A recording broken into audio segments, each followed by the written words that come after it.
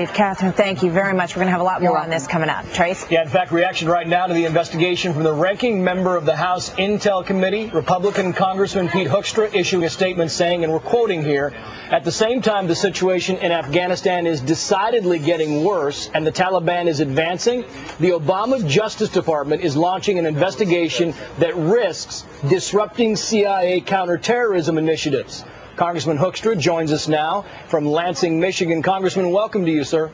Hey, thank you. It's good to be with you, Trace. The former, good to be with you, sir. The former CIA head, Michael Hayden, says that he believes that this move by Eric Holder will make CIA agents more timid. I'm guessing you believe that's a proper assessment.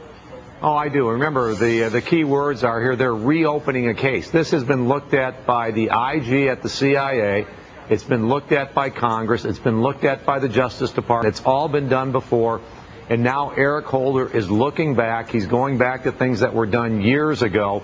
And at the same time, the threat against our troops on the ground in Afghanistan is getting tougher and tougher and more serious every day. We need a CIA that's focused on keeping American troops safe and winning this war, not worried about what politicians and a Justice Department in Washington, D.C. may do to them for doing their job.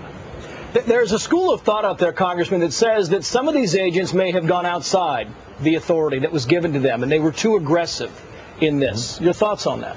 Well, I think that the IG's report shows that that's exactly what happened. There's no disputing that some of these folks went outside of the box that we created for them, and that's a serious concern.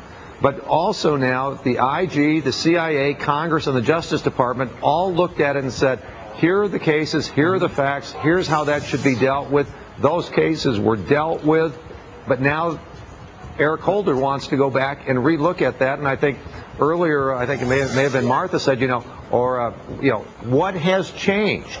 There's no new facts or new data that warrant reopening these and reinvestigating them. He's going over the same plowed ground that's been covered before. The president said back in April, sir, that in fact he said it while he was in Langley, that he would not identify CIA agents. How can you go on with this investigation and give the prosecutor the authority to go through this thing point by point without identifying CIA agents? It's a tough promise to keep.